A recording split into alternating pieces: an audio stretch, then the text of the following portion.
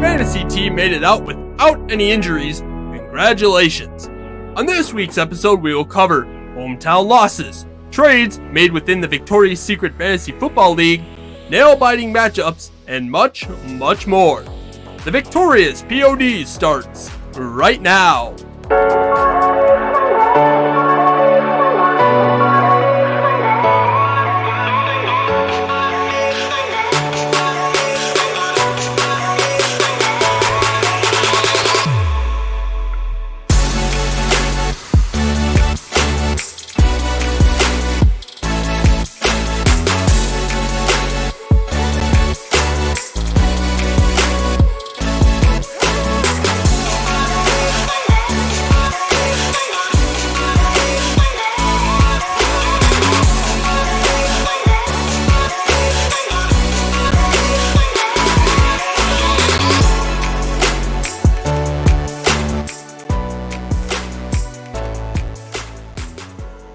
What up, Pod Squad? How's it going?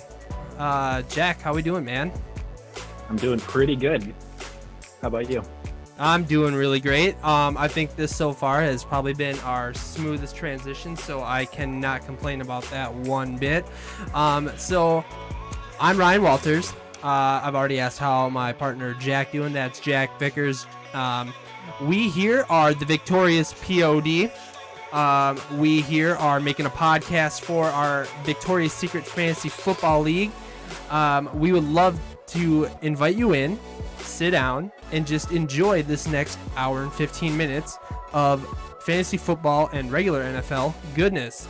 Right away, I want to say thank you to Levi Oki. You can find him on Instagram at Levi Oki Illustrations. He is the one who did all of our beautiful artwork for our podcast here. I'd also like to thank Garlic Johnson. Garlic has been a huge supporter of us, and he's been helping me out with some of the technical aspects. So, big shout out to him. And I just want to thank you, Jack, for being here and just putting in a whole bunch of work this week. And it's been quite the process, but I think we are going to put on one heck of a podcast today. How you can find us? You can find us here right on YouTube. Fun fact, if you can please hit the subscribe button, that will allow us to get to up to 100 subscribers, and we can get a custom URL. So www.youtube.com/thevictoriouspod would be super sweet to have. You can also find us on Twitter at victoriouspod. There you'll be able to see all of our big league headlines, our standings, everything that is related to our league. You will find there on Twitter at victoriouspod. If you're not listening to us here on YouTube or watching us on YouTube, you can definitely find us at Anchor at the Victorious POD. From there, it is distributed to Google Podcast.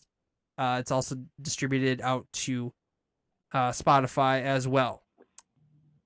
How was week 2 in the fantasy football world for Jack? I mean, just quick synopsis. You don't have to break it down. Yeah. Just how'd it go? Week 2 was pretty rough across the board. I'm in like half a dozen leagues, and injuries were not kind. So that is a fact. I'm sure we're all feeling that way right now. I went 1-1. I dominated in one and got slapped around in another. It's been like you said, it's been one heck of a week with it. So, Jack, I'm looking here in the notes, and it says officially in 30 days you're getting married. Is that accurate? That is true. Literally to the day today. How are you feeling? Well, I'm feeling great. I'm a little nervous, but no, we're excited. We're just more than anything ready for it to be here, because there's been so much extra stuff beyond just like normal wedding stress with all this COVID stuff going on. So ready for it to just be done, ready to go. Yeah, I hear you. I'll tell you what, the last month leading up to it was probably the most stressful, but I'll tell you what, great. Once that day hits, it all goes away, because no matter what, it's going to happen. Whatever happens is going to happen, and it's going to be the most fun day ever. And if you're like me, by 10 o'clock, you're going to be ready to kick everybody the hell out because you are exhausted. So keep that in mind. But yes, I wish you nothing but the best of luck over the next 30 days, and hopefully it is as stress-free as possible for you. Thank you. We appreciate it. Yeah, no problem. Week 3 in the NFL, Jack. Have you heard of this? I saw this on Twitter.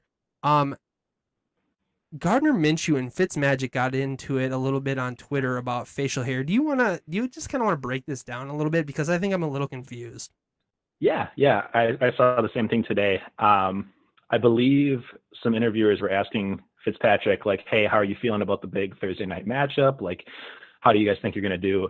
And he completely disregarded everything for the actual football game. He said, we'll let our play take care of it on the field. But he said, I got to say, for me versus the quarterback on the other side of the field, beards are much cooler. And he mentioned that he thought guys who grow mustaches just are patchy, and that's why they don't grow beards. So he kind of fired the first shot. And they asked Gardner about it, and they're like, you have any comments? Like, what do you think of that? And he goes, listen, I'm not going to get into it. I'm not going to debate anything. I'm going to respect my elders, especially when they're much, much older than me. So going back and saying Fitzpatrick is just old and he's been around for, seems like 20 years at this point. So kind of good-hearted fun, but it's exciting to watch them, hopefully. So the big question that I have for you is, are you team beard or team mustache? I feel like personally my mustaches are terrible. If you can see, there's not a whole lot going on here. I try to grow both, but it just turns into like sideburns and neck beard more than anything. Oh yeah, the neck beard, totally. That's what I get. I can get like patchy sides, but my mustache just makes me look like I can't do it. I have a little boy mustache. It's terrible. All right, so moving on here. We saw also around in the NFL that there were a few injuries this week. We're not going to get too deep into it, but some of the big names here were Saquon, Sutton, and CMC. What are your initial thoughts on that? As you're taking it's pretty brutal with any fantasy season this early in the year when you have your number 1 and number 2 consensus picks already out. I know CMC's coming back, but just that draft capital has already been lost. I know Sutton was picked to be a breakout year. We'll get into some more injuries, like you said, but it feels like we have more injuries, like as many injuries as a whole season, and it's only week 2. Like, who's going to be left if this keeps happening?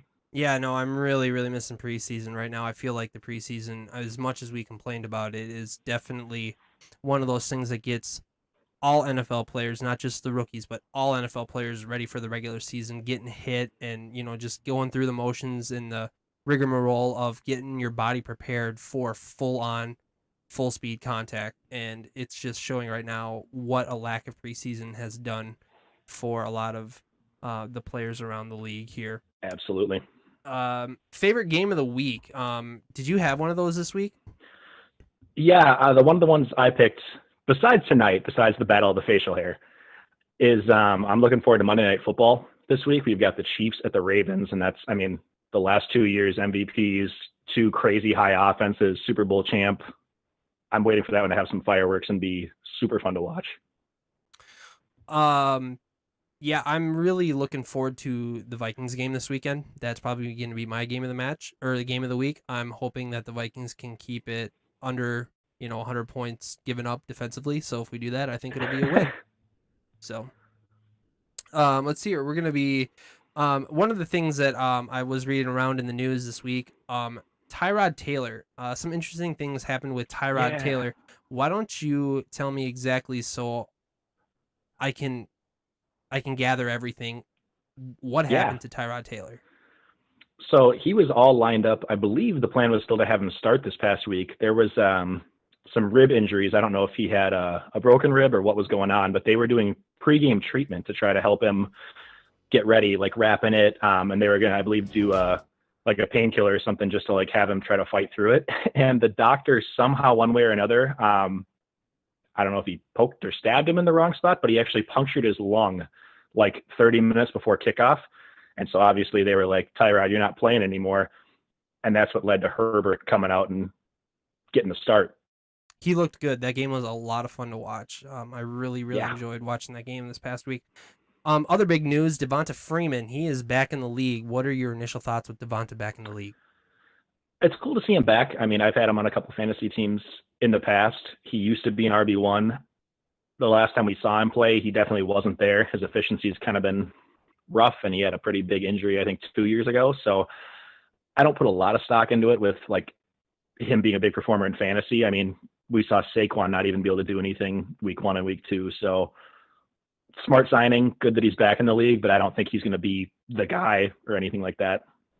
Out of the 3 running backs in New York now, so Deion Lewis, Devonta Freeman, and Wayne Gallman, who do you see being the big fantasy winner there?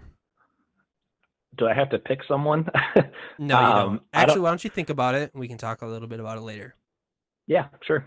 Okay. All right, so we're going to be moving on. We're going to be going to the Vikings. The Vikings played the Indianapolis Colts in Indianapolis, and it was just a goat rodeo of a game. It was absolutely awful. I don't even know why we're talking about it. But, Jack, why don't we talk a little bit about what the offense couldn't do? Why don't we start there? Everything. They couldn't do anything? Everything?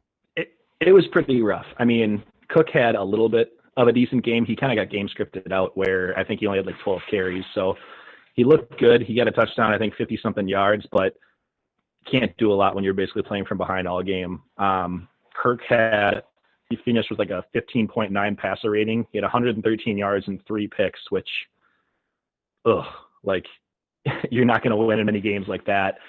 I think at one point he actually had a 0 passer rating, like a couple quarters into the game. So no time for him to throw. Receivers were breaking off routes wrong. He had a couple of bad reads. That was pretty rough. And then I said this last week too, but I just was going crazy watching us during the game with our play calling. Like, how do you not draw up more passing yards, either with screens or easy dump offs or something? Like, we're losing all game. We need to get some more passing involved. So Kirk was rough, but I definitely didn't feel like it was our only problem, or it was all on him by any means. Right on. Yeah. So what about the Colts? What did you see the Colts doing to be able to get this victory over the Vikings? Yeah. Jonathan Taylor show, for any of you guys who watched it. He had like 26 carries, which was absurd volume. I think he had 100 yards and a touchdown. So looked really good, but just the fact that they were feeding him as much as they did was crazy to watch. Sorry, go ahead. Oh, sorry. They also had a backup tight end in there. For those of you that don't know, his name's Mo Alley Cox, and he's like 6'8". He just looked huge on the field compared to everybody else. So he was their number 1 receiver and just was a man amongst boys out there. It must have been like you in high school. Yeah, accurate. I just wasn't as good. So, so real quick, just going back to the JT thing, I don't know if I'm overreacting to the week 1 and then the week 2 thing, but the fact that we did not see Nyheim Hines out there from a fantasy standpoint is super frustrating. It is rattling my brain. Like, is this how the Colts are going to be playing it out? Like, is JT going to be the guy, and you're only going to see Nyheim Hines when JT is like, hey, I just need a quick breather, and he'll go out and he'll get his 4, 5, 6, 7, 8, 9 yards, and then that's pretty much going to be Nyheim Hines' day. So it's really frustrating to try and figure out that from a fantasy standpoint, but it's good to see that JT is out there tearing it up. Just wouldn't want to see it against the Vikings. Moving on, we have the Titans coming up this Sunday. That should be even more fun. We're going to have another running back in I know the name. I can come up with it. I know it's Derrick Henry. That's what it is. I got it. All right. Derrick Henry coming in, running all over this defense, and we're gonna have Anthony Barr out this game. Out for the season, torn pec. That is absolutely terrible. Jack, what are some of the keys to this game against the Titans? Yeah. I think one of the big ones we're going to be watching for is what's the quarterback battle look like. I think we were all expecting more out of Cousins so far. So whether it's the play calling or timing or line, whatever it is, we need to see him make some more plays, and we need to see the play calling drawn up to like things that he does well. Meanwhile, Tannehill has just been lighting it up so far and looks great. So even though Derrick Henry's kind of been so-so to start the year, Tannehill's carrying them, and even without his number one option of A.J. Brown. So big question mark is whether A.J. Brown's back this week. He'll be tough for our mediocre pass defense to stop. And then I think Derrick Henry's only had 50, 60, 70 yards so far, not like those 100 plus that we're used to. So I'm worried he's going to have his breakout for the year to this game, but if we can find a way to contain him and just hold it to Tannehill only, we might have a chance. On the other side of the ball, like our offense, if Kirk was going to have a game to turn the ship around, I think it's this one, because the Titans corners are very, very weak. They actually have their number one guy out. And so if there's an area to exploit, it's going to be some of those deeper shots or crossing routes, play action stuff that he has been good at. So hoping we see something different. If you were to guess a score in this game, do you think Minnesota can pull it out, or is it going to be 0-3 for the Vikings? I have to hope. I mean, Tennessee's 2-0, so I'm worried, but I think if we can get our passing game going a little bit, it's going to be a low scoring one because they're both strong rushing teams. So I'm hoping we can do like a 24-17. We're better than we've been playing. I don't think we're a top team right now, but gotta think we win one of our first 3 games. One more note that I want to put in there. If Mo Alley Cox is able to do what he did against the Vikings, I think a player like Jonnu Smith, same position, tight end, might have a really big day against the Vikings, and that scares me. Agreed. All right, we're going to be moving on to the Buccaneers. Buccaneers played Carolina. I believe it was their home opener. Tampa Bay Correct. crushed 31-17. Jack, what are some of the things that you saw in this game that really made you excited? Yeah, this was actually really close to what I predicted last week. I guessed a 34-20 win, and it was 31-17. So kind of what we expected. They didn't have a great defense, so the Buccaneers were kind of able to move it at will. Brady looked better just from an NFL standpoint, maybe not fantasy, but got the job done. They bottled CMC up really, really well. He only had, I think, 59 yards, so he got the 2 touchdowns, but anytime you're able to hold McCaffrey under 60 yards, you kind of game scripted it right. So granted, he got hurt, but they didn't let him beat them.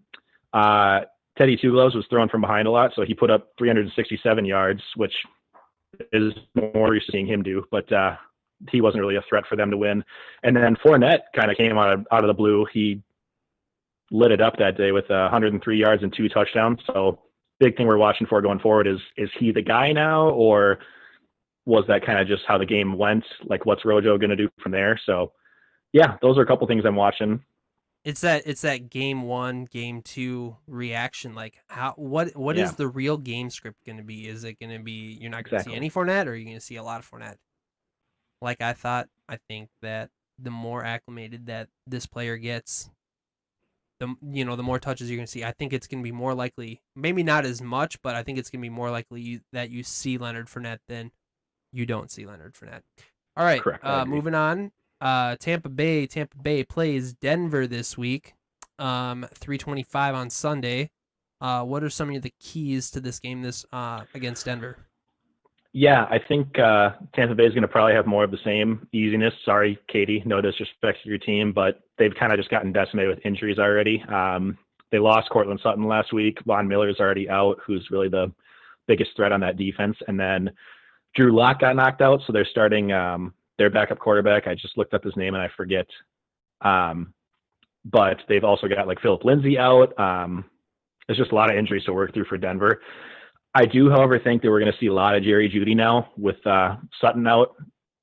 Judy's been getting like rave reviews all preseason and how good his route running is. So he's kind of the de facto option now. Him and Noah Fant, I think, are both going to be great from this point on. Definitely.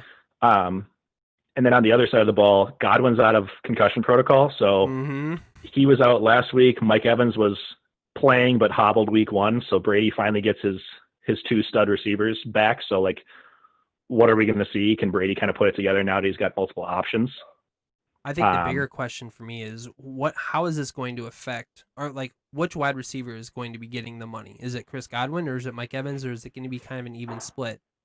Yeah. I mean, that's really one of the biggest things that I'm going to be looking at in this game. I don't know how you feel about that. If I had to guess, I'd probably lean Godwin. I like Evans, but he has such like up and down weeks where I had him on my team last year and he had 40 points one week followed by 2 the next week. He's kind of that like deep right range far down the field targets, whereas Godwin is that guy that lives in the middle of the field, and we all know how much Brady loves those guys. So. Okay, and then Denver's going to have their backup quarterback, Driscoll. Is he going to be there for the rest of the season? No, I believe Locke's out, what was it, like somewhere in the 2 to 6 week range. Okay, so he is on IR right now. Yep, correct. Okay. So it'll be a few weeks, but not all season. You got a score? Probably like 30 to 20. I think it'll be a little bit close because it's going to probably be more of a control the clock game, but I don't see Tampa Bay losing. Okay. All right. We're going to be moving on. It's going to be the NFL Pick'em segment now. Last week I picked New England and it was really, really close, but I still lost, so I'm 0 for 2 on the season. Jack, you picked Arizona. I don't know who they played, but Washington, the football team. Yes, and they did win. I didn't see any of that game, but I'm sure they did just fine. This week, Jack, who do you have? I am rolling with another team that makes me nervous. I am picking Cleveland. The Browns actually beat the Washington football team as well. Baker and all his weapons looked great last Thursday against the Bengals. So while I don't think they're going to be dominant by any means, I can see them handling Washington pretty easily. This week, I decided to go with Arizona over Detroit. Detroit's defense is trash, although I am a little nervous with Galore coming back that Matt Stafford is just going to light up the NFL now. But I do believe that Kyler Murray, Kenyon Drake, and the wide receiver, I know him.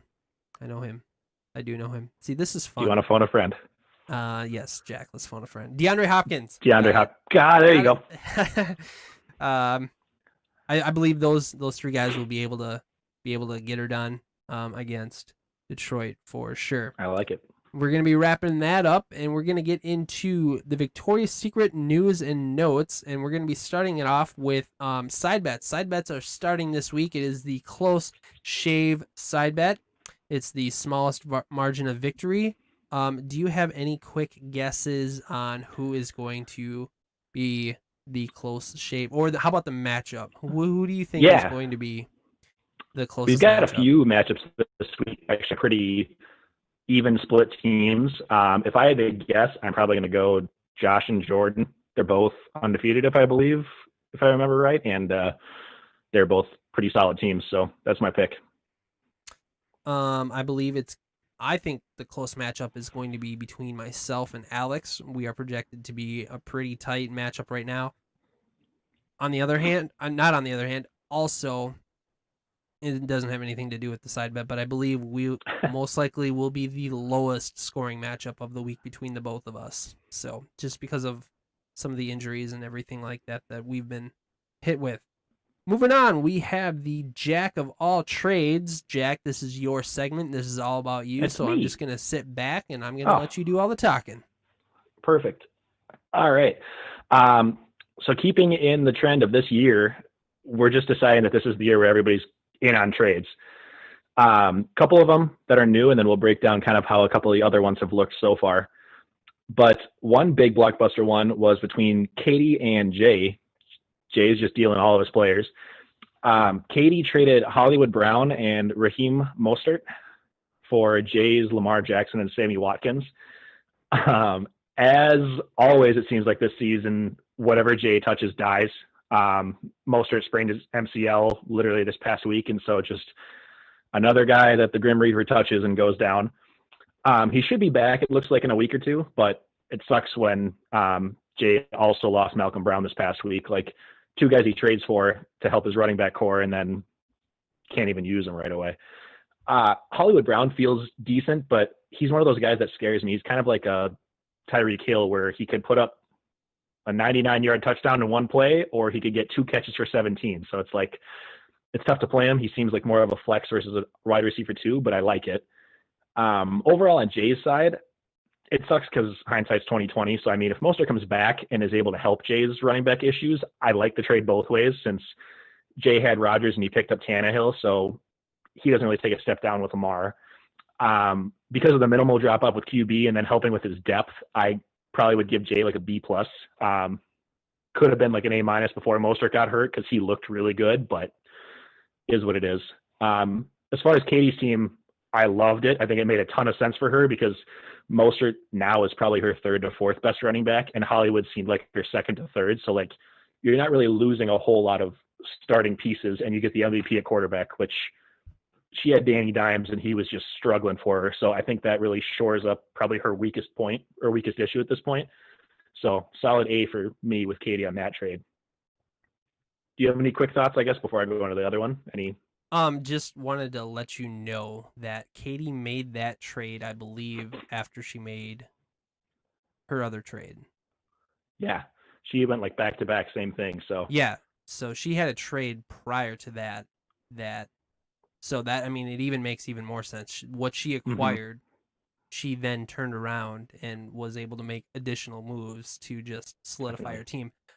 I think it sucks for Jay currently right now. I think he's Yeah. in a world of hurt, and until his players come back, it's going to be tough. I'm sure he feels like he shot himself in the foot, but time will tell. We're all smart fantasy football players, so it's going to shake out. Maybe a little worse than what Jay thought, but hopefully it's not too bad. I believe that we really make fair trades here in our league. Definitely. Yeah, I mean, he hasn't done anything wrong with really any of his trades. It's just kind of been the way it's broken, which sucks for him this year. Correct. He's just getting dumped on. Correct. Do you want to talk at all about this next one? Since Yeah, you I have some do. skin in All the game? right. So last Friday, it's like I'm thinking about it. I'm like, I'm so sick of Austin Hooper. It's been 2 weeks. I'm done with him. He had the chance to just light it up against against Cincinnati on Thursday. He's the only tight end out there. Baker Mayfield loves to pass the ball. He doesn't do it for me. I'm like I'm sick of it. I'm done. I'm over him. So I'm going through. All right, Katie has 3 tight ends. Well, what if I traded like my digs for her? Other one? No, forget that. Forget that. Let's trade David Johnson, my second running back, and I'm gonna trade him for Travis Kelce. So I send it at like 8:30. Set my phone right next to me, and I'm waiting for my blue light on my phone. And I'm waiting, and I'm waiting, and I'm waiting, and I'm waiting, and I got nothing. It's been a couple hours, few hours. I text Tyler, "Hey Tyler, can Katie text at work? I sent her this trade, and I really would like to talk about it." He goes, "Yeah, she can, but she's like been really super busy at work." I'm like, all right, no big deal. I think probably somewhere around like 7:30, 8 o'clock at night, I go, "Hey Katie, did you get my text?" She did. She had to put the baby to bed, and then she said she would get to it. Sitting downstairs playing video games. Nicole's off on her ladies' night, and I'm just sitting with her family, and I'm just sitting here playing video games, and my phone buzzes, and I see that trade's been accepted. So I was like, "Oh my god! I just traded my second running back for a top flight tight end, and I'm scared now because what happens if one of my running backs go down?" You had to ask. We'll talk about that later. I'm super happy that I have Travis Kelce, and yes, it sucks that I gave up potentially a really decent running back, but I'm so happy I got Travis Kelce. Definitely. I think the consistency you're going to get from him week to week is probably more than David Johnson because he should be great, but he's going to have weeks like this past week where he got like 5 points. So, Yeah, I know. I saw that and I was like, good for Walters in the short term. Yeah. Bad for Walters maybe in the long term. We'll see. But like I said, I think it's a really fair trade. David Johnson will have the ability to put up double-digit points on a consistent basis, and Travis Kelce is just Travis Kelce as long as he doesn't get hurt. Correct. Yeah. And I think you made the right call, like targeting the correct team, because I know I was giving Katie some crap the last couple of weeks of like, why do you have 3 tight ends that are all good on your team? Like you need help other spots. So I really don't think she got hurt at all by this. I mean, yeah, it hurts losing Travis Kelce, but she's got Fant, who I think is going to be a top 5 guy the rest of the year. So to basically take a little step down and greatly improve your RB2 or your flex is like a great move for her. And then if it wouldn't have been for CMC, I think I would have loved it more for you, obviously, but it's just kind of, stuff happens. Yeah, you can't predict any of that stuff. Yeah. I mean, like you said, hindsight's always going to be 2020. I am definitely thin on running backs now, but you know what? CMC is not out for the season.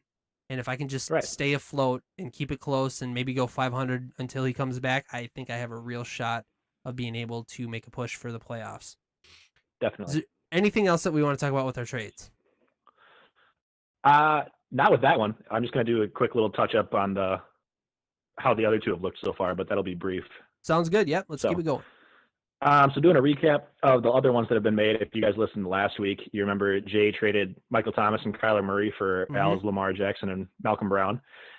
Kyler blew up this past week, which is exactly what I said was going to happen on the pod. And I was like, as long as this doesn't happen, I should be fine this week.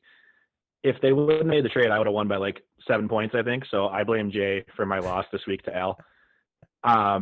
Obviously, it looks a lot better for Al right now with Malcolm Brown getting hurt right away. So if he can just go 500 too, and then he gets a first-round pick back, like he's going to be amazing. So yep. I think it's looking clear that Al won that trade, because it wouldn't surprise me if Kyler ends up outscoring or being even with Lamar. And clearly, Malcolm Brown's going to hurt for Jay right now. Yep. And then continuing on the Jay trade, since 3 out of these 4 are him, me and him trading Le'Veon Bell for Emmanuel Sanders. I talked to a couple of people, and other people were like, oh, Sanders won. Whoever gets Sanders on that side or that trade wins easily. I was like, ooh, I'm a little bit worried now since he's out. Sanders didn't have a target or a catch until like the 4th quarter, and he ended with 1 catch for 18 yards. So I am feeling so much better about that trade if I can just wait until Bell comes back, because clearly Sanders is not seen as the guy in New Orleans. So I gave up a guy that might be drop worthy for potentially a 3rd running back on volume alone.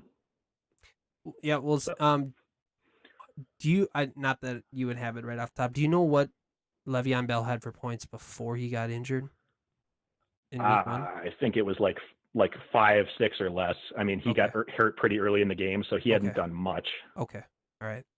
Yeah, because I wasn't sure, and what I've been seeing other players doing under Adam Gase is just scary. So I'm really scared that Le'Veon Bell is going to be kind of a player, but we'll see. I mean, nobody, you don't know. Yeah, generally, though, I don't think he'll be great. My rule of thumb is, especially in this league, running backs are cream of the crop. If you get a running back, you are going to be paying handsomely for a running back. So the fact that you were able to trade away Emmanuel Sanders for a starting running back in this league alone, 1-for-1 player, is a steal. Even if the player doesn't perform at the level that he should as a starter, you definitely won that trade, because running backs are so valuable in our league.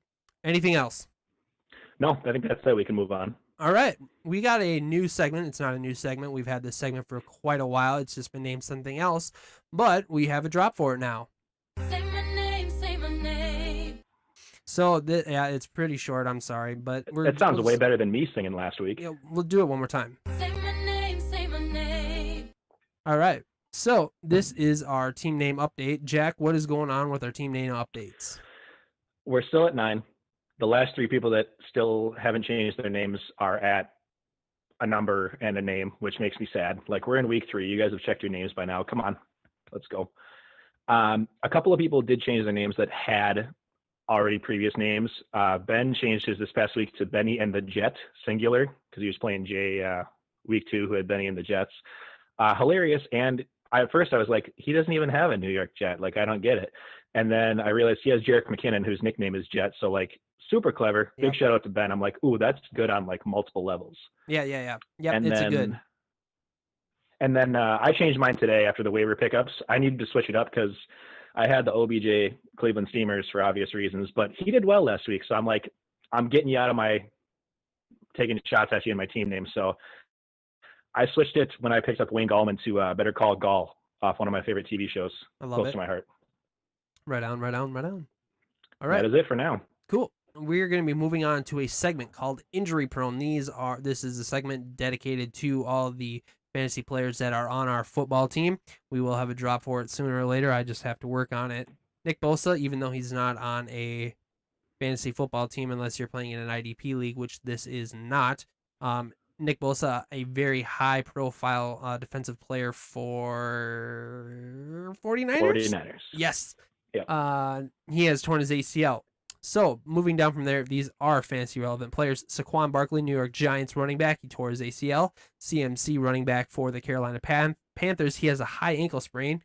Drew Lock, the quarterback for the Denver Broncos, has a sprained AC joint. He is on the IR, destined to return. Cortland Sutton, after having shoulder problems, now tore his ACL, and he is out for the season. Jimmy Garoppolo, quarterback for the San Francisco 49ers, has a high ankle sprain. I believe he is on IR. I'm not sure, though. I don't know. I know he's out for multiple weeks, but I'm not sure if they put him on yet. Devontae Adams' hamstring, has he been practicing, or was he a DNP this week or today? He did not practice yesterday. Haven't heard about today. I know they were kind of just going to wait and see, so it's questionable whether he plays this week. Raheem Mostert has a sprained MCL. Did he practice today in a limited fashion? He did not. I'm fairly sure he's out this week, but they're optimistic he'll be back next week or the week after, so they don't need the IR. Okay. Tyrod Taylor with the poked lung and the rib injury. I don't believe he's going to be practicing or playing due to doctor's orders. Anthony Barr, he is a defensive player for the Minnesota Vikings, linebacker number 55. He tore his pectoral muscle. He is done for the season. Paris Campbell had a horrific looking injury. I thought he just completely tore up his knee last Sunday against the Vikings. He's a wide receiver for the Indianapolis Colts. He has a PCL injury, which I'm assuming that's a knee thing because he was holding his knee. He is done for the year? No, I don't believe he's done for the year. He's out for some extended time, but I don't know if they've announced fully for the entire year yet. Right on. And then Will Fuller has a hamstring injury as of right now. On a side note, Jack, I love the fact that I can just see like the outline of your I can see the outline of your windscreen, and then I just see your face lit up, and it's completely back. It's like it's kind of super it's not like creepy as in like but it's like dark creepy. I love it. I had more light on when we started this, and then the sun just went gone. It's gone. It's dark already. That's depressing. All right, that's going to do it for Injury Prone. Coming up next, we have our noteworthy ad drop segment. I'm going to let Jack take this over, except I'm going to read the first one. I spent the most money this week. I made 2 acquisitions. I spent $51 on Mike Davis, the CMC replacement. I definitely had to overspend. Jack, I saw that you tried knifing him for me for $40, so I'm glad I decided to add that extra $11 hairs to be able to get him. CMC is going to be out for the next 4 to 6 weeks, so that means Mike Davis is going to be one of my guys, and hopefully he doesn't get hurt, and I hope that he also performs at a high level. I also picked up Jeff Wilson Jr. I spent $15 on him. He's a running back for the San Francisco 49ers. He will be behind Jerick McKinnon. If Raheem Mostert is out for multiple weeks, which it doesn't sound like it's going to happen, but it's a possibility. So I don't have a lot of faith in Jerick McKinnon being a bell cow workhorse back. He's never been that. The Vikings had a chance to do that for him, but they decided to draft Dalvin Cook instead. So I don't see a lot happening with the Jet. The only difference is that the 49ers have a lot better offensive line than what the Vikings did. So we'll see how McKinnon does. All right, we're going to turn it over to you, Jack. Let's go through this as quick as we can. Yeah, I'll kind of rapid fire with some quick thoughts. In order of money spent, next one, shocker, was Foster spending a lot of money. He picked up Devonta Freeman for $40. I get it if you need a running back, but you better hope he's actually the guy because, correct, like I said, Saquon can't do the job or couldn't do the job before, and he's still got Gallman and Lewis to compete with. Correct. Alex picked up Darrell Henderson for $38, which kind of the same situation. He had a great week 2, but do they want to use Akers more? And Malcolm Brown had a great week 1. So it's 3 guys that we don't really know who's going to come out of that. With Akers being hurt, you're going to see more of the other 2 until Akers is fully healthy. You would think for a week or 2, but who knows what, by end of season, it could be any of them. Correct. It's a 300 monster that makes it a nightmare. Sorry, go ahead. Exactly. Next one, I picked up Wayne Gallman for $20. I'm not real big on him or Deion Lewis, but he was kind of my alternate plan after Mike Davis. I figured somebody would spend a lot on Devonta Freeman, and I just figured, you know what, Gallman's familiar with the system. He filled in when Barkley was out last year, and he did decently, and figured I can spend a lot less money for basically what I feel like is the same chance because he's more of a runner while Deion Lewis is more of a receiver. Right on. You mentioned Jeff Wilson. The next biggest guy was Ryan getting Mike Gesicki. This was probably my favorite pickup of the week just for like not blowing a ton of money. He got him for $12, and like we talked about last week, Ryan's team was just the worst when it came to tight ends. So getting him instead of Herndon, which Gesicki is one of my favorite breakout guys coming into the year, I think he'll be money for him who he can start week in and week out. I think it'll be hit or miss for him, but we'll see. I hope he has a good week for him. Yeah, I think he should be better than anything else you got available. So correct. Jordan then picked up Keelan Cole for $6. Great pickup, super cheap. Jordan's always pretty like frugal and good value for like not spending a ton of money. It looks better for this week. I don't know if he's going to play him, but I just got the alert that DJ Chark is out tonight, and Cole is probably the number one at that point. So good dart throw. My favorite pickup. He also got Justin Herbert for $2, and he dropped Breeze to get him. So he's out on Breeze this year, at least until Michael Thomas comes back. And Herbert looked great. I mean, he almost beat the Super Bowl champ Mahomes. So we'll see. I mean, he's going to roll with Big Ben first, but he's a solid, dart throw, see what happens with the rookie. And then my other favorite final pickup, Jordan got Rodrigo Blankenship for $0. He's the Colts kicker. I think he's number 6 on the year so far, but that's got to be the best team or the best name in the league that I've heard. Right on. Okay, and that will do it for our ad drop segment. Coming up next, we've got our Tater Tot Hot Take. Jack, what happened last week? It wasn't good, man. Just like most of the league feeling it with injuries. I went 0 for, after week 1, I think I went 3 for 4. This last week was 0 for 3. Really quick, I guessed that Brady was going to have a great week, like a top 5. That was wrong. He had a bad fantasy week. He kind of cost Foster the win, which we'll talk about in a bit. But really, you didn't really need to do a lot because the defense was all over the Panthers, and Fournette was running for 100 yards. So not correct on that. My second one, I guessed Jonathan Taylor was going to be held to 70 yards rushing or less. Also incorrect. I never saw that they were going to give him 26 carries. I thought Naheem Hines was going to be more used. And then B, I thought the Vikings would at least make it look somewhat close. I didn't think we'd be playing from behind all game. So like the Colts just did the right thing and running the ball over and over, like go ahead and stop us. And Taylor got a ton of work because of that. So incorrect there. And then I guess that Julio was going to push for being up there close to the number 1 wide receiver spot. Incorrect. He injured his hamstring and he got like 2 catches for the entire game. So not ideal. But, that's why they're bold. That's why they're hot takes. What do you got for this week?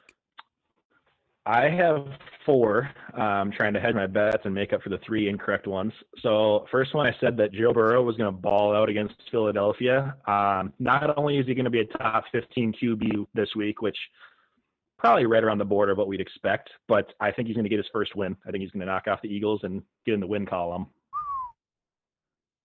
Yeah, we'll see. Number 2, a little bit of a homer pick with the Vikings, but a week after Cousins literally had negative fantasy points, which is embarrassing, and he's averaging like 10.1 points through 2 weeks, I think he's going to bounce back with an okay week for like 16 plus fantasy points. I think we'll get it done more in the air than on the ground this week. Tennessee's got a good defense. We'll see if that happens. Yep. Number 3, Deontay Johnson is the Steelers' number 1 option for fantasy this week with 12 or more points as the Texans focus in on Juju more. So I think he'll be better than Juju. I like it. And then number 4, Austin Eckler, who was a guy who was supposed to kind of take a big step this year with Melvin Gordon gone. He's only number 19 running back through 2 weeks, but I think he's going to finish as a top 5 running back this week, especially with Herbert under center, who kind of capitalizes on the running back more. I like Eckler a lot this week. Me too. Big fan. Shout out to Jordan.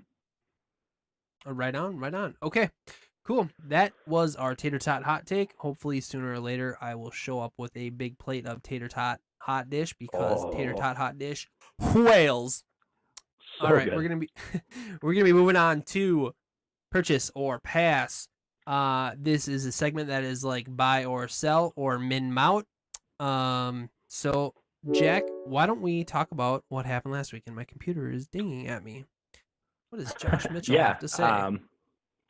He is shouting out that we need to be talking about Minshew's flow and stash the entire episode. Like we shouldn't even talk about anything else fantasy. Just Josh, why don't you do that on your podcast tomorrow? All right, do that tomorrow. I'm sure Josh doesn't even listen, so I don't know why he's concerned what we talk about. Yeah, he doesn't. I don't even think he's followed us or subscribed to us, which is a shame because you're a member of our league, Josh. If you're listening, yeah, man, subscribe, show some I love. write material for your pod. Like, come on. Yeah, come on, bro. What's up? I made an intro for you. That's true. You made a comedy Never mind. Yeah, we're not going to talk about that. All right, we got to move on. All right. So Purchase or pass. Last week. So we'll go through these ones quick, just for like last week, how we did. Okay. You and I actually split on every single one, which is fun. Like no agreement, which is always cool. So really quick before we get into this week's ones, last week it was purchase or pass of J.K. Dobbins outscoring Ingram. I said no. You said yes. Ingram had 13.7 and Dobbins had 6.1. Most of that came from Ingram's one long touchdown. Number 2, I said Josh Jacobs would outscore Alvin Kamara in their head-to-head game on Monday night. I said Jacobs. Walters said Kamara. Kamara destroyed him with 29 versus 10.5. So that was fun. Number 3, I said, do you believe Clyde Edwards-Helaire is going to have 100 total yards again after week 1? I said no. Walter said yes, and he had less than that. I think he had like 60 something. So number 4, Cam Newton, I doubled down saying he was going to be a top 10 QB again this week versus Seattle, and Walter said no. He had 34.5 points and was the number 2 only behind Dak, who had like rushing touchdown after rushing touchdown. So you love to see it. Yep. And then after the week 1 nervousness for me as an Ertz owner, I said Goddard outscores Ertz in week 2. I guessed no, and Walter said yes. It was ugly for both, but Ertz had 4.2 and Goddard had 3.0. Yeah, that is gross. So, I would not be feeling good about that situation. I don't. Right now. I'm nervous, but it's understandable. It's 4 very for 5. understandable. What's going on this week with purchase or pass, Jack? All right, do you got? I'll toss them out to you. You let me know what you think. The battle of the backups. You spent a lot for Mike Davis, and a couple of us picked up some of the Giants running backs. Purchase or pass that Mike Davis outscores any of the 3 Giants running backs this week? Purchase. I believe Mike Davis will be able to do that. Last week in his limited work, he was able to put up 75 receiving yards, I believe it was, he got 75 total yards, at least I know that, in a limited amount of time. So I believe Mike Davis will be able to. Not only that, he's been in that system for a long time, and he's a pro. I mean, I just think with Devonta Freeman coming in, yeah, he might have a little bit more talent, but he doesn't know the playbook, and I don't think the offensive line is going to give him a lot of help there in New York. So. And that goes with all the running backs in New York. Yeah, exactly. I agree with you. I'm saying purchase, if anything, just because he's not splitting carries with anybody. So I think they're going to try to get Devonta Freeman's feet wet, but they're also going to use the other 2. So that I think is what scares me. And, I would bench Freeman this week. I would not even start him, even if I purchased him. And then I know they've been decimated, but the Giants do play the 49ers this week, so that's still scary. Yep, correct. All right, so we're both going to agree on that one. Excellent. Okay. Number 2, I'm tripling down saying that Cam Newton is going to be a top 8 quarterback this week versus Las Vegas. Purchase or pass? Purchase. Yeah, I'm going to do that too. I'm all in on Cam. Yeah, he looked really good last week. And they're just using him so much. Like they are giving him all the red zone carries. It's funny. Bill Belichick brought in one player to fix their quarterback and running back position. All in one. I don't know why they didn't just have Brady do a bunch of running plays. Like, oh, right, he's not athletic. All right. Number 3, after a 23.6 point performance in week 2, we talked about Fournette going off. His projection this week is only 9.4, but that seemed low to me, so I bumped it up a little bit. Purchase or pass that he gets more than 12 points this week? God, 12 is such a good number. Thank you. I try. When I initially thought of this, I was thinking, I wonder if he gets like 13 points. Oh, God. Who are they playing? Who is Tampa Bay playing this week again? Oh, Denver? God, we just talked about it. Denver. They're playing Denver. Yeah, Denver. No Von Miller? Purchase. I think he gets more than 12 points. I do too, but only because I think he's going to get a touchdown. Like, there's no way he gets 120 yards otherwise. So, okay, all right, but yeah, I agree. That. Number 4, Calvin Ridley, kind of the surprise I mean, he's been a breakout pick, but surprised that he's the number 1 receiver through 2 weeks. He was Are you? number 2 overall in week 1 and number 1 overall in week 2. Okay. Purchase or pass that he is a top 5 receiver again this week. Who are the They're Cardinals? playing I'm sorry. They're playing the Bears. The Falcons are playing the Bears. So, a little better defense. Purchase. I am too, just because Julio is hobbled. Yes. I think he missed practice today. They're planning on him playing, but yeah, no, I think Julio's most likely going to be your decoy.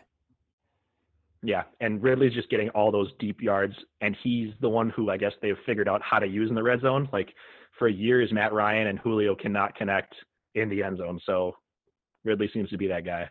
Okay. Last one, number 5. I am going off after one of my guys. Does Gronk finally get in the end zone this week, or have at least 50 yards receiving? One or the other. Pass all day. I know that I went on a limb, and it was my bold take. It was my guy. I was all in on Gronk. Tom Brady and Rob Gronkowski back together. Deal me in. Give me all of that all day. He hasn't done jack. He hasn't done squat. He has done jack squat. Pass. I can do all a day. jack squat. Pass all day. All day. What you got? I hate to agree with you 5 for 5, but yeah, me too. I mean, the week where you're going to get Godwin and Evans together and Fournette figured out how to run the ball. Yeah. Why do you even need a tight end? And if you do, OJ Howard's been better. Correct. So all right, I'm sad, cool. but yeah. All right, we're going to move on to water bets this week. Jack, what do you have? Let's go over some of the old water bets real quick, and then we can go on to see if there's anything that we want to toss out there. So we only have 2 on the board so far. So I'm every week going to try to just come up with a few more and see what you think, or hopefully if anybody else in the league has ideas, or I know Garlic's had them in the past, toss them out. We'll see if we can make them stick. But I don't want to make one just to have a water bet. I want it to be kind of natural where we're really disagreeing on something. So one of the 2, like I mentioned last week, I cannot acknowledge what it is as part of the water bet, but you are still currently winning on that one. That's a season-long bet.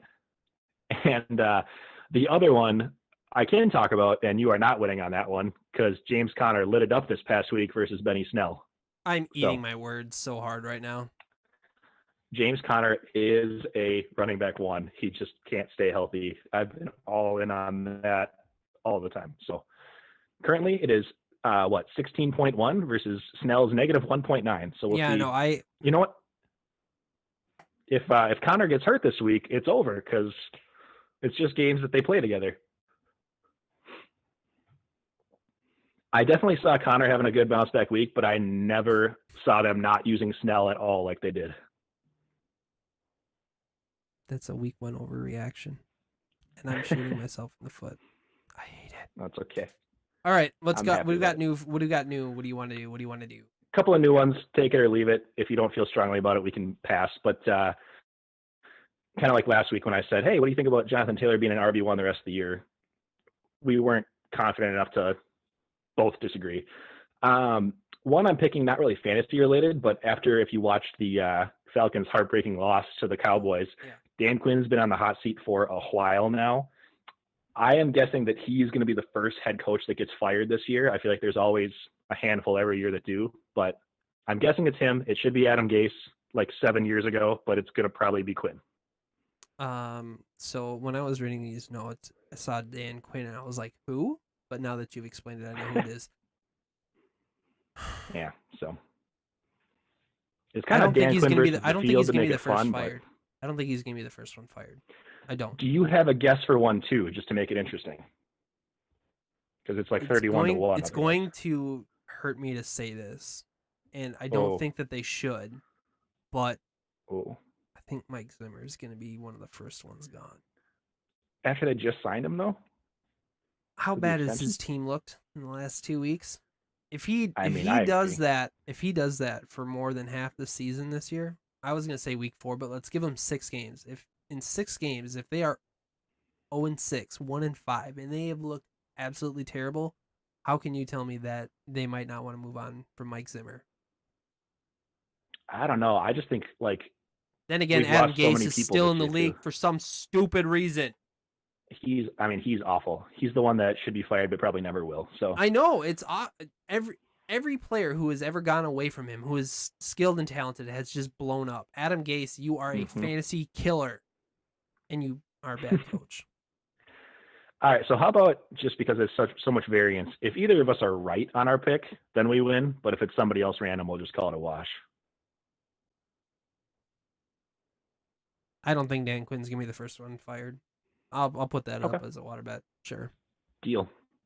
We will see. Do you want to do anything with like the Thursday night football game, like Minshew Nope. versus Fitzpatrick? I want No? nothing to Okay. do with Thursday night football. Moving on. I wore my Jaguars jersey. I'm sorry. With McCaffrey missing multiple weeks, do you think he still finishes as a top 12 running back this year? I was gonna look this up, and I wanted to see what the number 12 running back finished at for points last year, and I never got a chance For to. last year? But Yeah. I would assume that if we were talking about him cracking the top 12 by the end of the season, if he's able to come back and perform at CMC levels, I definitely think so. I am willing to put myself on the water bet board saying that Ooh. CMC will be a top 12 running back at the end of I this never season. would have guessed this, but looking at the running back points from last year, I pulled it up. The number 12 running back was Todd Gurley. Ugh, that's interesting. And McCaffrey had 355, which is historic because the number 2 had 276. Yeah, But the number 12 had 188. Now, So that's not like out of the realm. We also have to realize that last year was a half-point PPR league, so that definitely inflated his totals because that's all CMC does. But still, even if we're talking about a standard, how many receptions did he have last year? Does it say? I have not those numbers in front of me. That's fine, no big deal. So what you think you can take? Well, I'm not even gonna guess. In half PPR, he had 413 to the number 2, which was Aaron Jones, 290.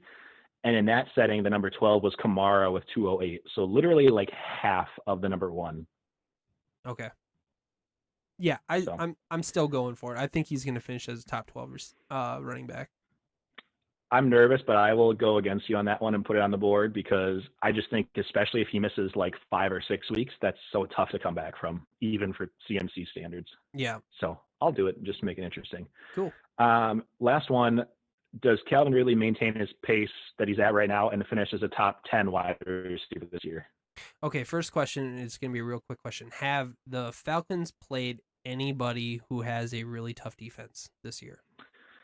They played the Cowboys, which I feel like is middle of the road. Probably not. But and they then just they played scored the Seahawks 39 week points 1 on them, so I don't know. Yeah. They played the Seahawks week 1 and lost 25-38. Here's the thing. His trajectory right now, Calvin Ridley's trajectory right now is so unsustainable. He's got like what, 6 touchdowns already this year? Is that right? 4 or 5, I think. I could be wrong. It's absurd. Agreed. I think if Julio gets healthy, I think he's going to start eating up a lot of that usage. I mean, you might see more Calvin Ridley in the end zone than what you will Julio. God. Mm-hmm. Let's put this one on pause and we'll revisit it in a week or two. Deal.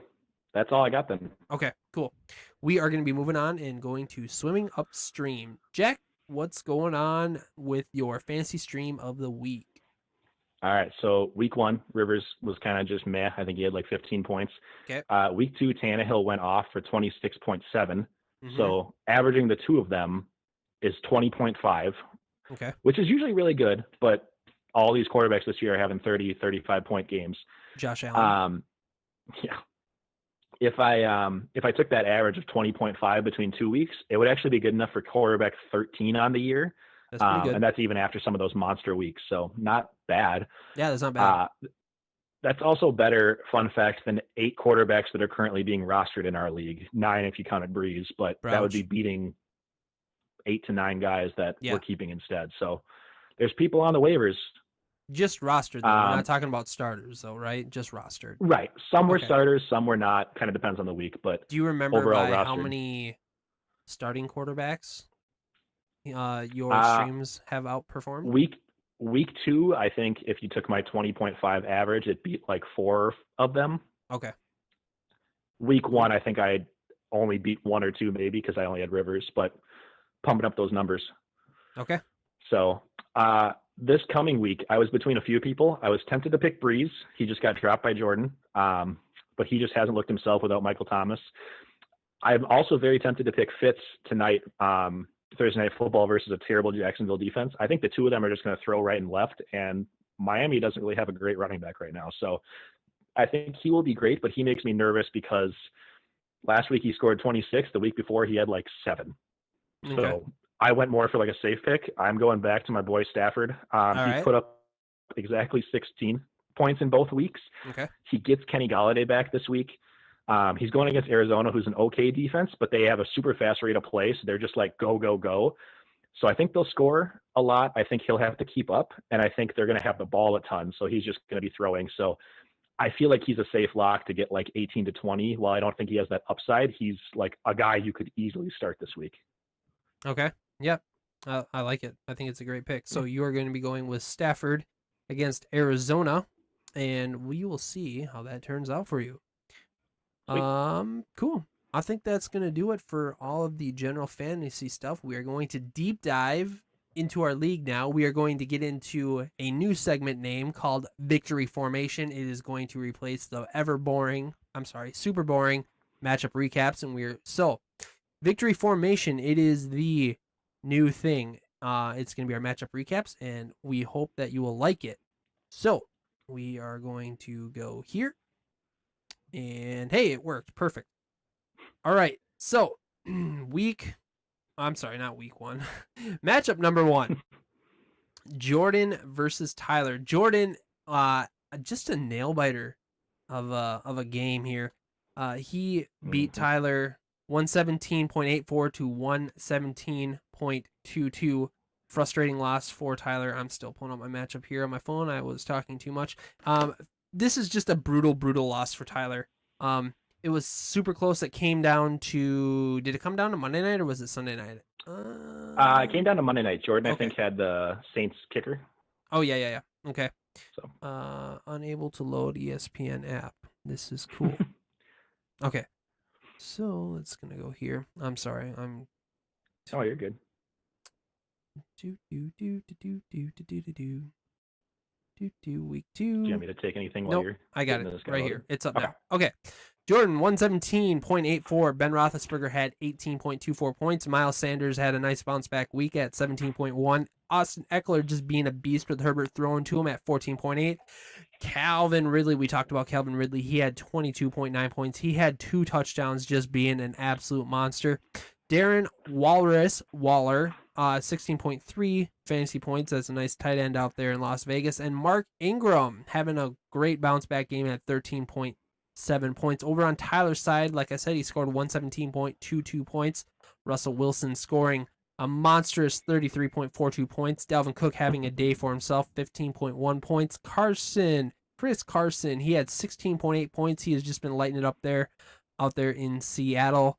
And then John Brown, the wide receiver from Buffalo, had a nice flex day for Tyler, scoring 14.2 points. Jack, is there anything else that you want to talk about? We need to get like a breaking news button because something else just came across literally for our league. Okay. If I can sidebar for a second. Yeah. We'll cover it more next week, but Tyler and Foster just made a trade. Oh, really? Blockbuster. Okay. Tyler and Foster flip-flop tight ends. So Foster is getting George Kittle for Tyler's Hayden Hurst, but they also flip-flop receivers with Foster getting Alan Lazard and Tyler getting Julio Jones. Dang. So it's Kittle and Lazard for Julio and Hurst. You were absolutely right. This is the season of trades, and this episode is called Trades Galore, so it worked out just perfect. They waited just for us.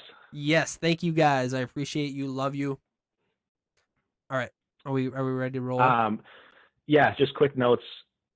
Both are very, very scary teams. I think they both probably deserve to be 3-0 at this point. Just sucks who you played. Jordan's team was way more balanced to me, like with everybody scoring 13 plus, and then Tyler's was more top heavy, carried by his big guys. But you both played it perfectly with like no better options on the bench. So that's all I got. All right, if you don't mind, I'm just going to read through all the scores, and then I'm going to kick it to you to have you break it down. And okay. Next one, we have...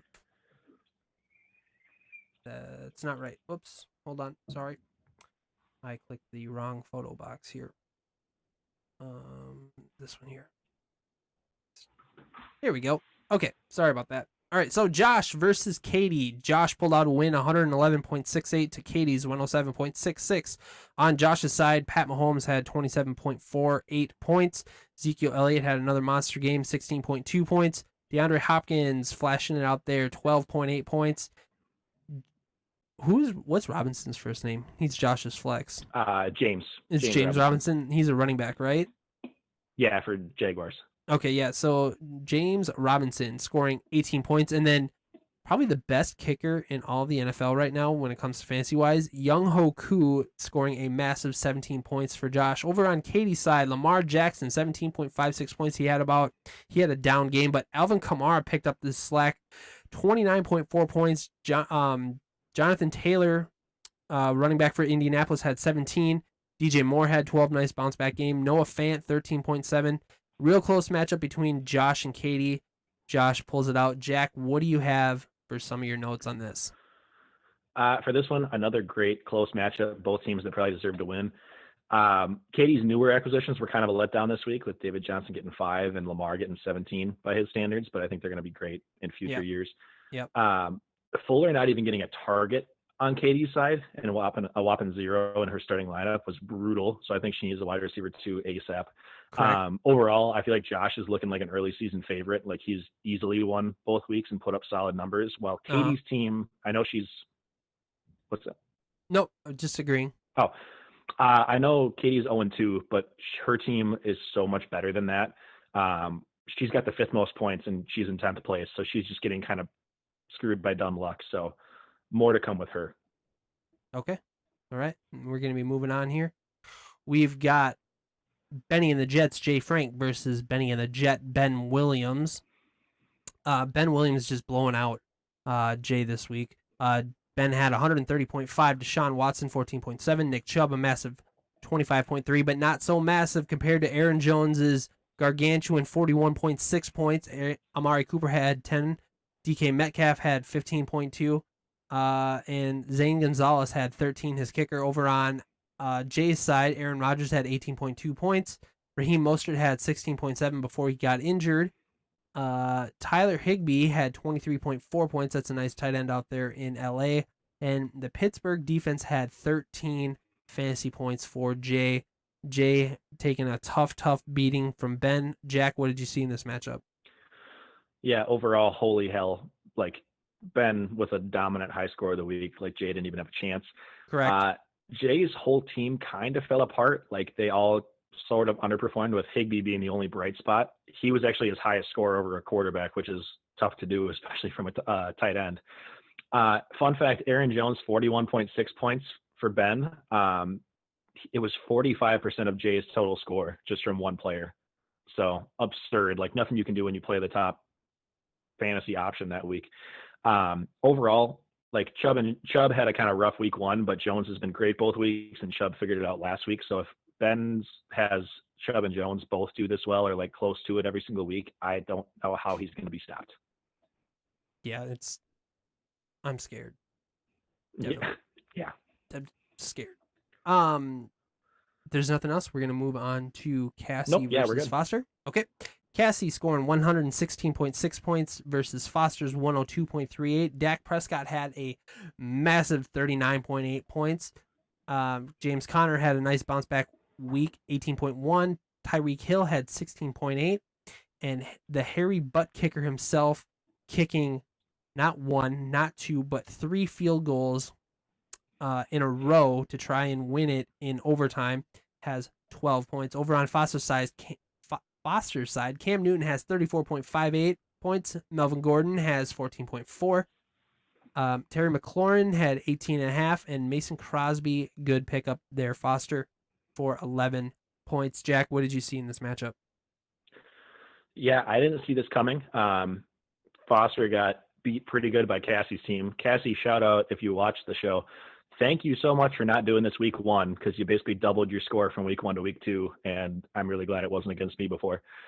Foster's team just looks so good on paper, but I feel like they're underperforming. Like, Derrick Henry Julio both had rough weeks. Henry's kind of had a meh start to the season when he should have been dominant.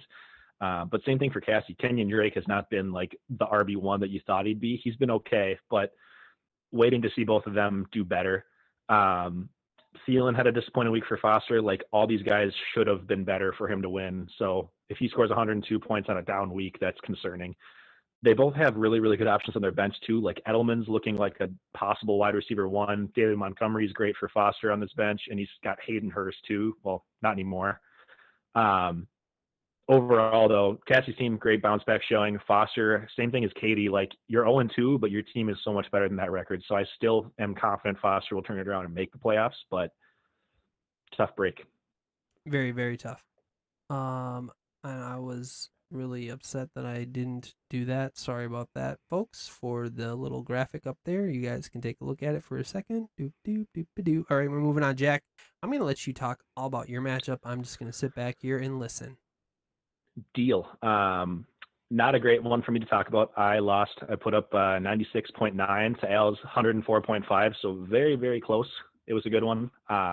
Congrats, Al. Shout out on the win and the crafty, clever trade made with Jay. It was perfect timing, and it literally gave you a win this week. So not only did you win long term, but made the difference of you starting 0-2. So solid call. Kyler and Kareem Hunt combining for over half of his score was insane. Like I started off really well with Odell Beckham and Mixon getting me like 22 or 23, but then Kareem Hunt on his own outscored that. So wasn't good there. And then Kyler going off when I thought I had in the bag on Sunday afternoon was tough. Losing Saquon was brutal, but like Al said, I mean, he still got the win without it. So I think he'll be okay. It's tough losing your first round pick anytime, but I think he's going to hang in there. On my end, Jacobs had a little bit of a down week after his explosive week one. And then Mixon's kind of just been in that like he's okay, but he's not what you drafted him for. So they're both getting a ton of volume. I think they're both going to be really good. I'm waiting for Mixon to finally get into the end zone, and I think that's the difference for him. But that's the difference maker of me not being like a top end team right now until they turn it around. Same thing. Allen Robinson's getting a ton of targets.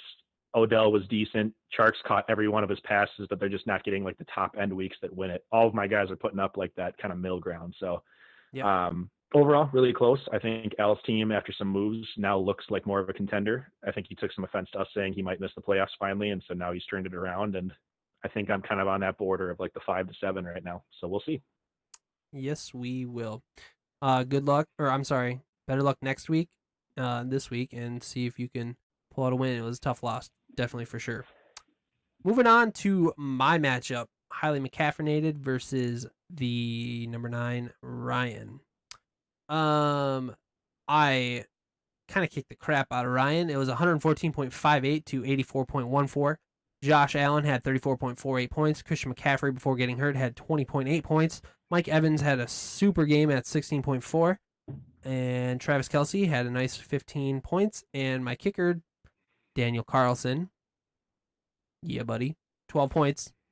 Over on Ryan's side, Joe Burrow, nice start, Ryan, for Joe Burrow, 24.54 points. Tyler Lockett had 12.7. The Baltimore defense had 15, and Greg the Leg Zerline had 11 points. Things to note, he also had Devontae Parker and Tyler Boyd on his bench for 10 plus points each. Jack, is there anything that you want to mention with my matchup before we move on? Yeah, just I guess a couple of things really quick. Dominant win for you. It was like by 40 points, so that's insane. Came really well because it prevented you from starting 0-2 and losing some top running back options. So I think you definitely needed the win this week to make sure you can kind of hang in there until CMC is back. Josh Allen is insane to start the year. I did not see this coming. I will admit I was one of the people that was down on him just because like his rushing floor is great, but he was never a great passer. He's looking great with Diggs so far. Yep. Pretty much all of Ryan's team across the board was kind of a letdown. Sorry, Ryan. I mean, I love CEH and Devontae. Gurley's a decent option, but they all combined for like 16 points this week. So that's just, you can't do anything when your top options don't get you much. Walters, I noticed you flexed 2 tight ends this week. I mean, you've got Kelce, obviously, who's the number 4, and Jonnu Smith is the number 2 after you got rid of Hooper. Are you planning on doing that going forward, flexing 2? It all depends on how things shake up with my roster. It's possible. Fair. It's it's either going to be Yeah. going forward. It's either going to be Diggs or Jonnu in my flex going forward as of right now. So Yeah. it's just They're it's both great matchup based options. I mean, and I love the yeah, dig stack, yeah, yeah. I do too. but But yeah. So no, yeah, we'll see how it goes. After acquiring Kelsey, I knew, and he was. I had so much confidence in Kelsey's floor performance that I had to start him, even though I already started a tight end this week. So I mean, it worked out. So fair. it would have worked out better if I would have played And that's Diggs, all I but got. it So doesn't matter. Cool. Right on. All right. We want to go into the undefeated club right now. That is Josh, Ben, and Jordan. They are both at 2-0 right now. So that's just a sweet, smooth transition into the standings right now at 2-0. It is Josh, then Ben, and then Jordan. Sitting at 1-1, we have Tyler, then myself, and then you, and then Ryan, and then Cassie, and then Alex. And then rounding out 0-2 is Katie, Foster, and Jay. Your top 6 right now, it is Josh. I'm sorry, Josh, Ben, Jordan, Tyler, myself, and you. We right now are currently in the playoffs, but it is only week 2, so I two don't for know two on the why pod. I'm really talking about that, but it's just interesting to bring up. All right, so we got the weekly pick'em.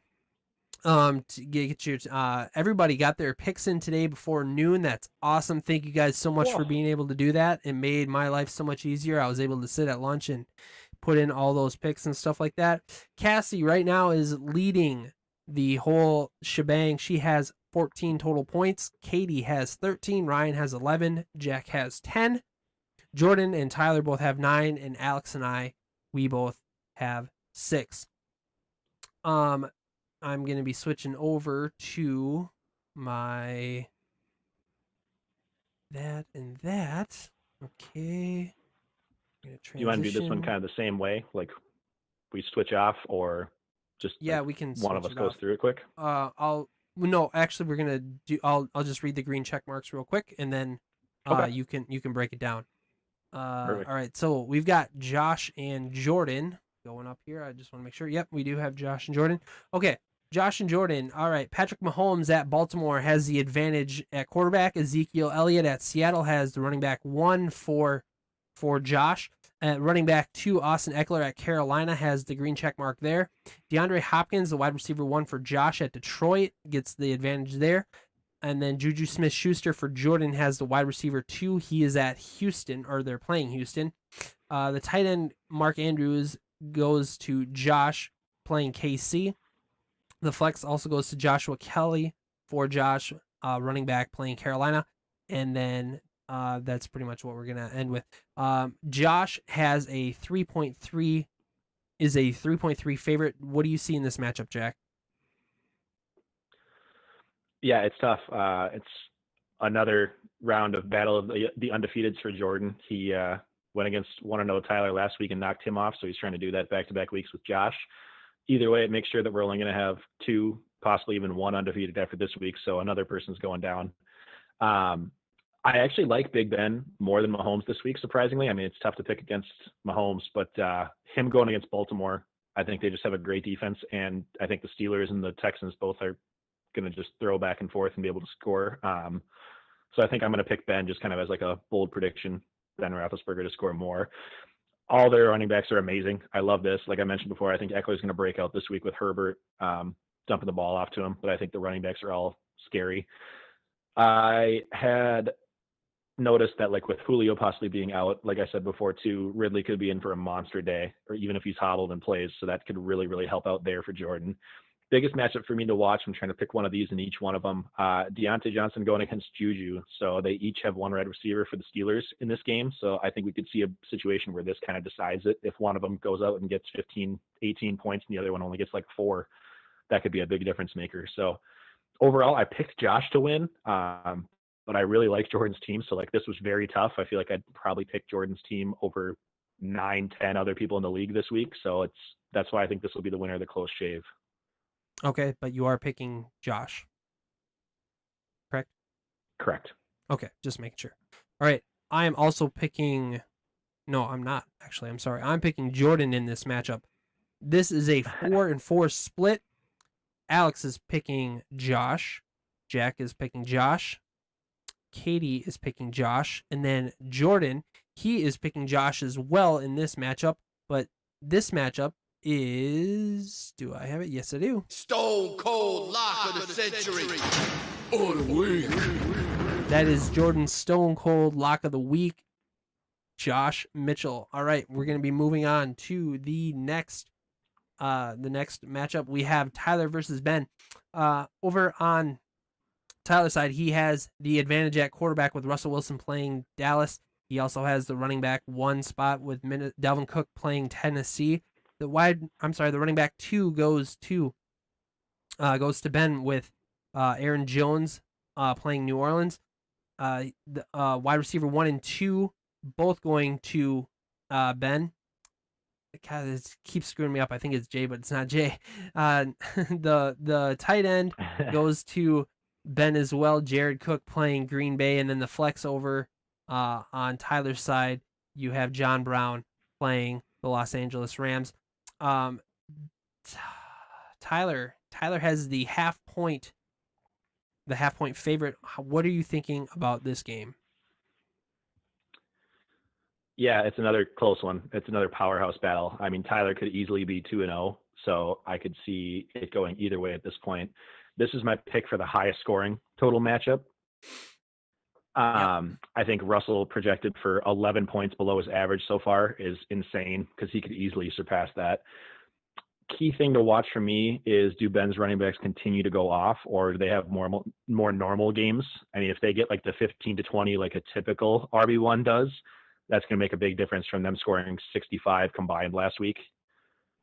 I was going to say, does Kittle play, but now it won't matter because Tyler doesn't have him. So right. Tyler being able to start Hurst with confidence, knowing he'll have a tight end, is helpful. I probably was going to say I was going to take Marvin Jones out for Lazard since Galladay's back and Devontae's hurt, but now he's got Julio to run with instead. So you better hope he plays. Overall, I picked Ben after like a really dominant first 2 weeks. I know he's the underdog, but his teams looked so good. But again, I don't feel great about picking one or the other because they both are really good, and I love Tyler's team so far. Right on. I picked Ben as well in this matchup. There are 4 people who picked Ben, and there are 4 people who picked Tyler. Alex picked Ben, Jack picked Ben, Tyler picked Ben, and I picked Ben. That means Cassie, Jordan, Katie, and Ryan, they all picked Tyler, and we are going to be moving on to our next matchup. Next matchup, we have Katie versus Jay. Katie being the heavy favorite of 17.4 point favorite versus Jay. Lamar Jackson for Katie gets the nod from ESPN. Lamar Jackson versus Kansas City. Alvin Kamara versus Green Bay gets the nod for the RB1, and the RB2 also goes to Katie for Jonathan Taylor. Over on the wide receiver side, Jay gets both of those.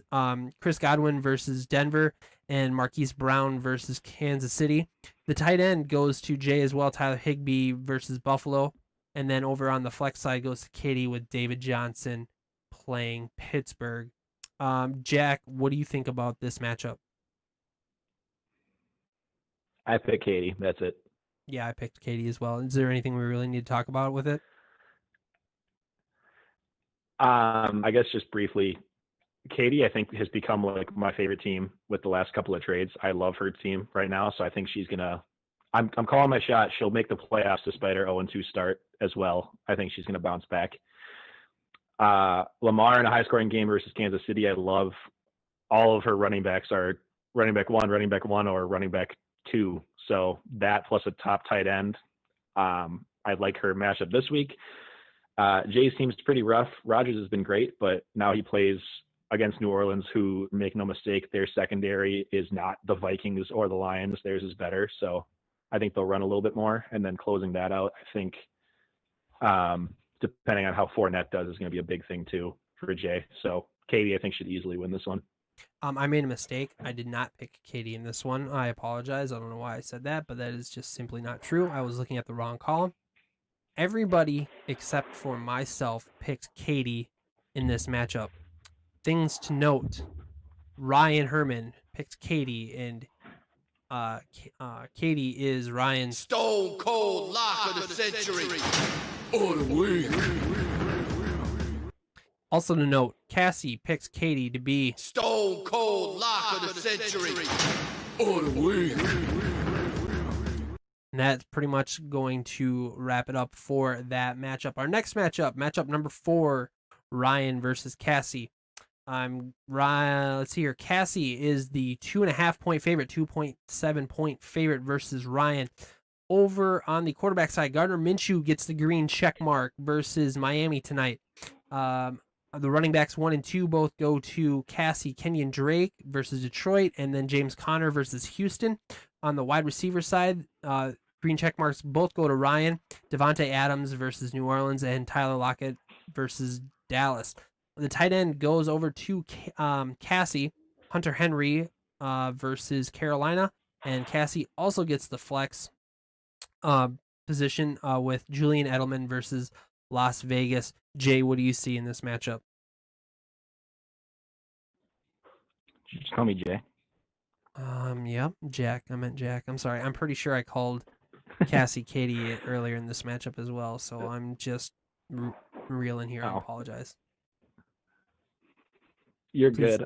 Please don't overall, hate me I think forever. Ryan's team's You know gonna how many still have times another I've tough done time. It's been a lot. I know, yeah. I like Edelman a lot. He's looking like a wide receiver 1 this week for Cassie. And then Ryan starting a wide receiver and a tight end on the same team in Miami kind of feels gross. So that plus Adams, Hurt, and Gurley versus a strong Chicago defense makes me worried. So I am leaning Cassie heavily this week. Right on. Okay. I did for certain pick Cassie this week. There are 1, 2, 3, 4, 5, 6 players this week who picked Cassie. Them 6 players would be Cassie, Jack, Jordan, Katie, Tyler, and myself. So the 2 people who picked Ryan were Alex and Ryan himself. Things to note: Cassie is Katie's Stone Cold Lock of the Century. On the way. Also to note, Tyler's Stone Cold Lock of the Century. On the way. is also Cassie as well. All right, we are going to be moving on. 5th matchup, Foster versus Jack. Let's see here. Foster is the 1.5 point favorite, 1.4 points over Jack. Cam Newton versus Las Vegas goes to Foster for the advantage. The running back 1, Derrick Henry versus Minnesota gets the green check mark, but the RB2 goes to Jack. Joe Mixon versus Philadelphia. The wide receivers both go to Foster. Adam Thielen versus Tennessee, and Terry McLaurin at Cleveland get the green check mark. Zach Ertz for Jack, the tight end, versus Cincinnati will get the green check mark, and then the flex will go over to Foster for the David Montgomery at Atlanta. Jack, what do you see in your matchup? Yeah, just real quick notes. If Cam gets 2 rushing touchdowns again this week, like he did the first 2 weeks, I'm going to be screwed. He should have no problem getting points against Las Vegas. Chance for me to be double sad because Derrick Henry for Foster is going against the Vikings. So if he has a really good game, I'm going to be sad for the Vikings and for my own team. I don't like Melvin Gordon a lot versus Tampa Bay. I think they've got a good defense, and I think they're going to probably key on him, Melvin Gordon, with Drew Lock and Cortland Sutton out. Love Foster's receivers. Then again, he just made a trade, so this is all based on team players he doesn't have anymore. Correct. So I'm glad he got rid of Julio. We'll see if he plays Lazard. And I hope to God Kittle doesn't play this week because that's going to really hurt. David Montgomery looks great too, so I think he's going to go off this week in a good matchup. Sadly, I think this is the week where Foster shows everyone why he was my preseason pick. I think he's going to go off for like 115 or 120 points against me, where even if I score 100, it's not going to matter. All 3 of my wide receivers, though, have underperformed, so I'm hoping that this is kind of the week. I think Robinson is still a clear wide receiver 1 just with his volume, so we'll see. I had to bench DJ Chark because he's out, so I'm either going to start N'Keal Harry or Russell Gage, which kind of worries me too. But we will see. Okay. For the people who picked their matchups this week, everybody except for Katie picked Foster to be victorious in this matchup. Wow. My Stone cold lock of the century. Or the week. will go to Foster this week. So there is that. How I also rude. needed to note your Stone Cold Lock of the Week is Katie. I'm sorry, I did not hit the button for you. I apologize. That is Yep. my mistake. The Okay. notes are a little confusing. We got one last matchup that we're gonna quickly get through. It is Alex versus myself. Alex is the half-point favorite versus me. Kyler Murray gets the nod at quarterback versus Detroit. Kareem Hunt, running back 1 versus Washington. Running back 2, Antonio Gibson for Alex, gets the green check mark versus Cleveland. My wide receivers, Mike Evans and Robert Woods, gets the green check mark. The tight end, Travis Kelce, also gets the green check mark. And the flex, Stephon Diggs versus the Rams, gets the green check mark. I picked Alex in this matchup just because I'm really nervous about what my running backs are going to do. Seeing the 0.4 from Naheem Hines last week scares the bleep out of me. Mike Davis, I'm hoping that he puts up double digits, but that's a tall order for a backup running back. Jack, what are you seeing in this matchup here? Yeah, same kind of things. I mean, if Mike Davis can come in and even be half of what CMC is, you have a chance. But I think the combo of hoping he does well and Naheem Hines does well scares me. Like, I don't know that I see you getting more than 20 points out of the two of them combined. So that's going to hurt. A lot. Alex having lost Barkley, but then still having Kareem Hunt and Gibson to start, I think sets him up better for that advantage. Alex has both of them actually going against each other this week. So you guys will both have a good idea of who's going to win this week just based on that game alone. Yeah. And then I love your wide receivers 1 through 3 a lot more and your tight end, but Alex does get Galore back this week. So depending on how much he's used, that'll be another big factor for you. Yep. Overall, I think the QB matchup's going to be a big thing. Both Josh Allen and Kyler have been getting 30 points a week. So if either of them doesn't keep that pace up, I think that's probably going to be what loses it for you. Like if one even has a decent week of 20 to 22 and the other one still has 30 to 35, that puts you in a huge hole. So I believe I picked Alex this week as well. Okay. There were a lot of people that picked Alex. In fact, 7 people picked Alex. Ryan was the only person that picked me. Also to note, Alex. Stone cold lock of the century. Or the week. That was Alex's Stone Cold Lock of the Week for himself. That is going to do it for our matchup previews. And Jack, what do we have coming up next? Next, we have our weekly coverage of the Guillotine League. So I'll get into a couple of things with big notable ads and everything in a second, but I'm going to do my weekly honor of the dead that we lost this week. So Okay. starting out on the evening of Monday, September 21st, we lost another one to the Guillotine Blade. Known by all in the Victoria's Secret League, we lost our first member representing that league in the Guillotine League. His unfortunate luck apparently in all fantasy leagues this year continues, as clearly 2020 is just not Jay's year. He was charged with sales of expired goods due to believing in players such as Todd Gurley, Jarvis Landry, and Brandon Cooks, who were way past their prime fantasy-wise. Although it was close, even his top shelf product of Josh Jacobs couldn't save him, as Foster managed to survive just barely. Jay is preceded only by Skyler, who we mentioned last week. We lost in week 1, but Jay is survived by his core players, which will all go on to help their new managers. The new players available this week are Josh Jacobs, Deion Lewis, Tyler Lockett, Mike Davis, Todd Gurley, Jarvis Landry, Mike Gesicki, and Zach Pascal. How did those players go this week, Jack, in the Guillotine League? What did they get picked up for? Yeah, just really quick rattling those off. Josh Jacobs went for $682 to Tyler, which was a lot out of the $1,000 bid or budget, compared to $400 for Saquon last week. Granted, Saquon got hurt, but that was surprising to see. So Tyler must love him some Josh Jacobs. He also got Deion Lewis for $92. I like that as a dart throw. Ben went and spent $321 on Tyler Lockett. Walter, you got Mike Davis, your new favorite player, for $250. I did. And Gurley went for 161. Landry went for 127. Braden picked up Kasicki for $25. Great value there. And then Jordan got Pascal for 21. How you feeling about your team in this league right now?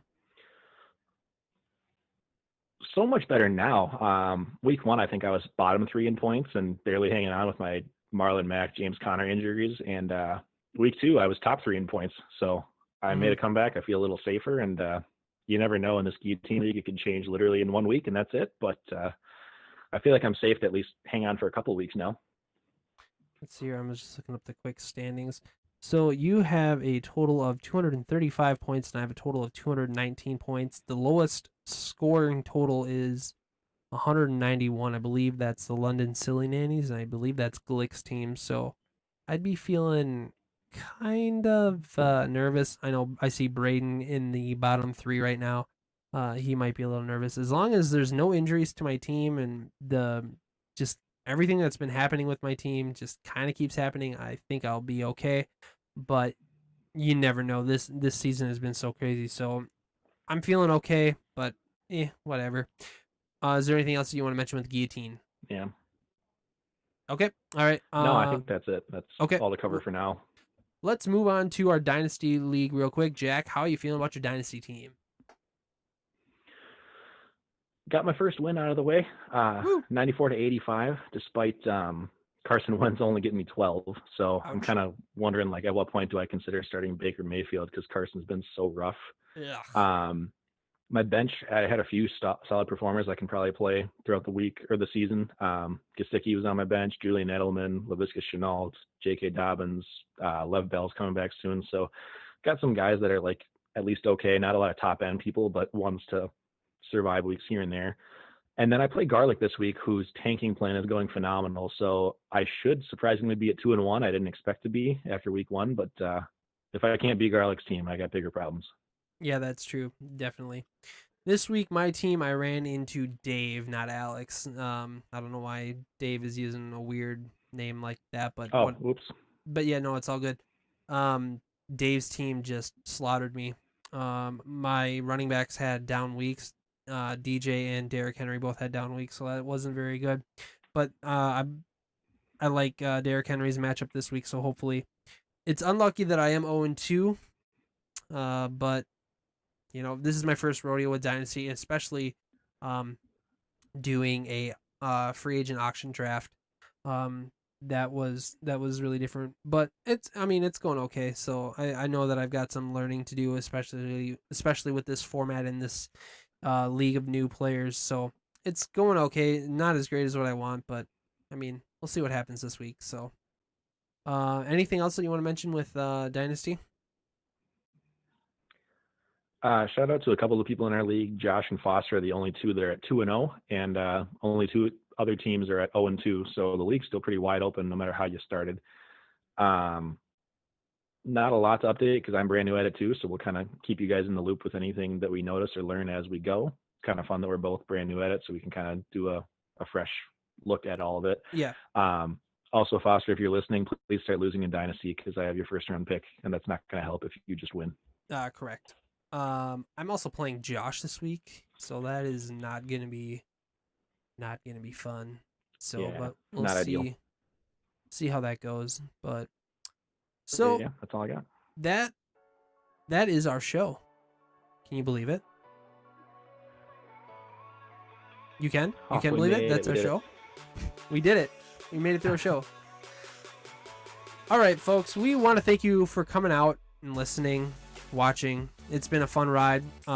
We actually went through our whole show without any huge technical hiccups, so that is a step in the right direction. That was a lot of fun. We're gonna work on our timing just a little bit.